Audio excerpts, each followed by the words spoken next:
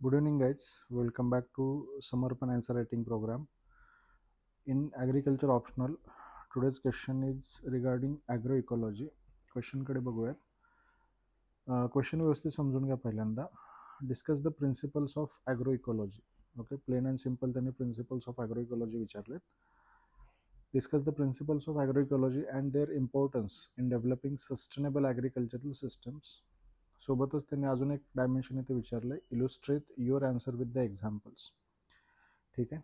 So plain and simple question आहे असं म्हटलं तरी चालेल. याच्यामध्ये सगळ्यात पहिला मुद्दा जो आहे तो ॲग्रो इकॉलॉजीचा आपल्याला सांगता येतो बघा. ओके, ॲग्रो इकॉलॉजी काय आहे हे आपल्याला लिहावं लागेल तिथं. So what is agro ecology. Second thing, what are the principles of agro ecology.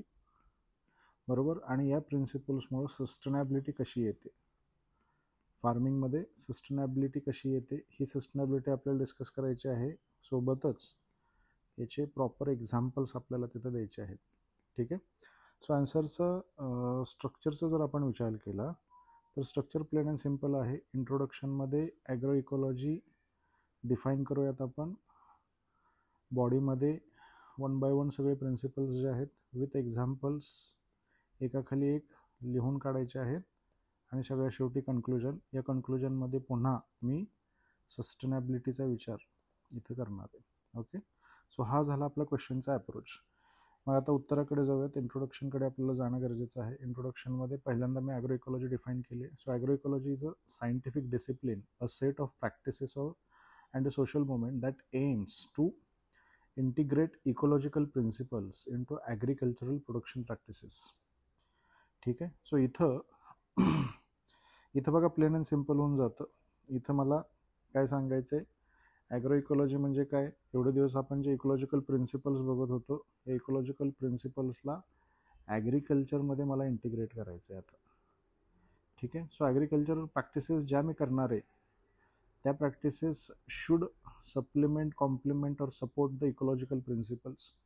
ठीक आहे. विथ एक्झाम्पल्स आपल्याला हे सांगायचं आहे. हे करायचं कशासाठी. It seeks to create a sustainable agricultural system that is resilient, resource efficient and social equitable. बरोबर. सो रेझिलियन्स त्या सिस्टमचं आहे. चेंजेस क्लायमेटचे कितीही झाले तरी ती सिस्टम जे आहे ते प्रॉपर परफॉर्म तिथं करत राहील. रिसोर्स इफिशियन्सी तिथं आहे, म्हणजे कमीत कमी रिसोर्सेस वापरून जास्तीत जास्त प्रोडक्शन आपल्याला घेता येईल. आणि सोशल इक्विटेबल ही सिस्टम राहणार आहे. राईट. त्याच्यानंतर the principles of agro ecology are crucial for developing agricultural system that withstand environmental changes and ensure food security. का करायचं. पहिली गोष्ट, क्लायमेट चेंज, एन्व्हायरमेंट चेंज होणार आहे. दुसरी गोष्ट, याच्यामुळे फूड सिक्युरिटी अफेक्ट होणार आहे. सो इथून पुढे ज्यावेळेस आपण फ्युचरकडे बघतो, या दोन गोष्टींना जर ॲड्रेस मला करायचा असेल तर मला रिसोर्स इफिशियन्सी पाहिजे, रेझिलियन्स पाहिजे. आणि हा कुठून येणार आहे, हा येणार आहे आपल्या ॲग्रो इकॉलॉजीमधून. ओके. सो या पद्धतीचं ॲग्रो इकॉलॉजीचा कॉन्सेप्ट जो आहे तो कॉन्सेप्ट आपल्याला सांगता येतो. मग आता प्रिन्सिपल्स ऑफ ॲग्रो इकॉलॉजीकडे जाऊयात. पहिला प्रिन्सिपल जो आहे तो डायव्हर्सिटीचा आहे. ठीक आहे. याला आपण प्रिन्सिपल ऑफ डायव्हर्सिटी सुद्धा म्हणू शकतो. डायव्हर्सिटीचा अर्थ काय, जीन पूलमध्ये जे आपल्याला डिफरन्सेस दिसून येतात यांचं कलेक्शन म्हणजे डायव्हर्सिटी आपल्याला सांगता येते. ठीक आहे. So diversity promotes it promote diversity at all levels including crop diversity, genetic diversity and species diversity. Diverse agricultural system enhances ecological resilience, nutrient cycling, pest, disease control and overall ecosystem health. याचं example आपण देतो. केरलामध्ये practice of mix cropping केली जाते. बऱ्याच राज्यांमध्ये ती केली जाते. मी स्पेसिफिकली त्या केरळाचा वापर करतोय.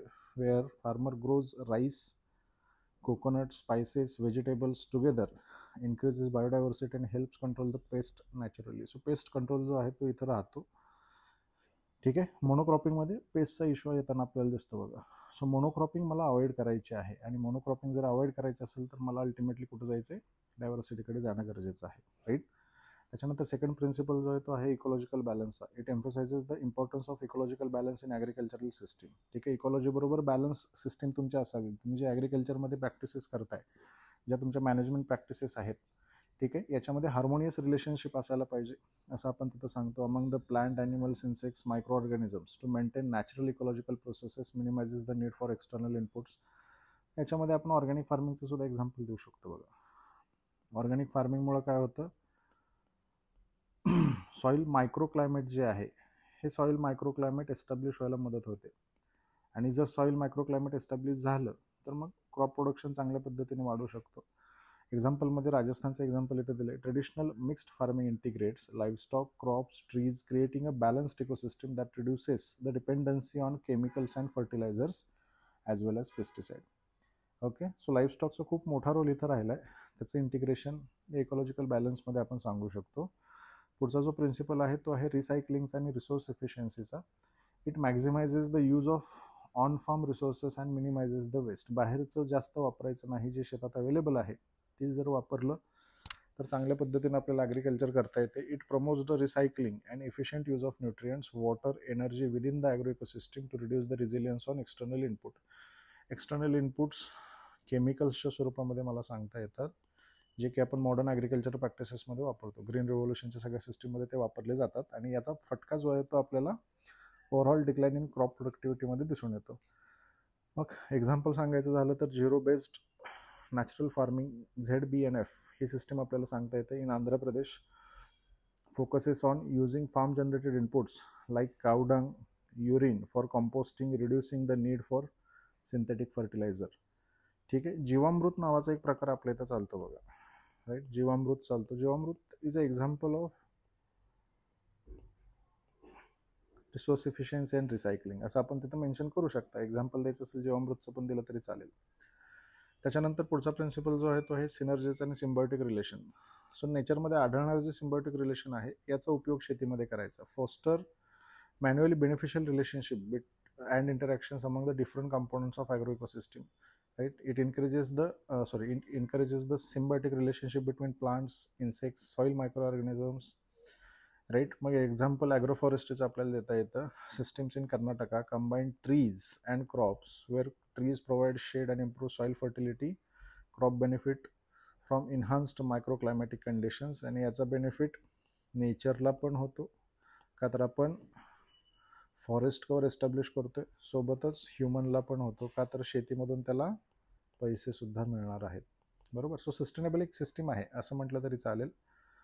त्याच्यानंतर पुढचा प्रिन्सिपल जो आहे तो आहे रिझिलियन्सचा. रिझिलियन्स म्हणजे चेंजला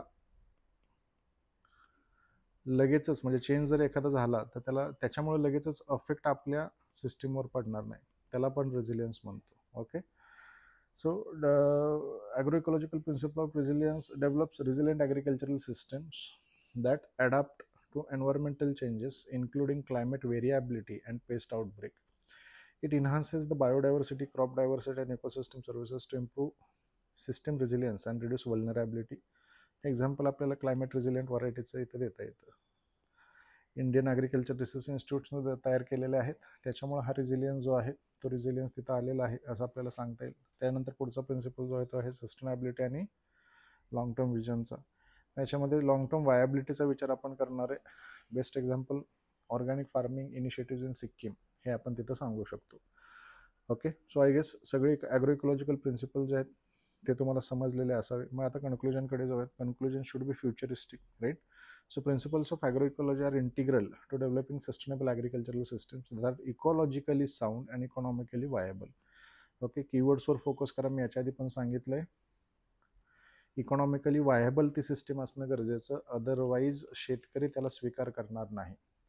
ठीक आहे. By applying these principles agricultural practices can enhance ecological resilience, optimise resource efficiency, promote socio economic equity, कमी खर्चामध्ये शेती तिथं होते, and ensures a sustainable and secure food system for the future.